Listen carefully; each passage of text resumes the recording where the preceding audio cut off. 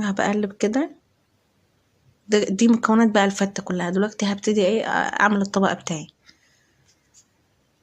اول حاجة هنزل بالعيش اللي انا حمصته، وهحط عليه سنة ملح، يعني هملحه كده.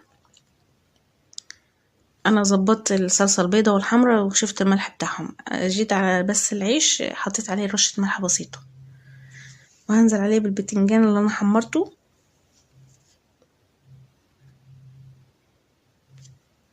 وهنزل بالصلصة الحمرا بتاعتي.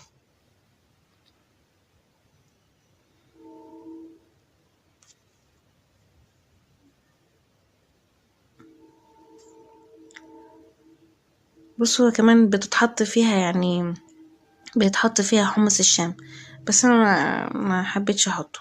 وهدي نزلت بمعلقة التوم اللي انا كنت شايلاه على جنب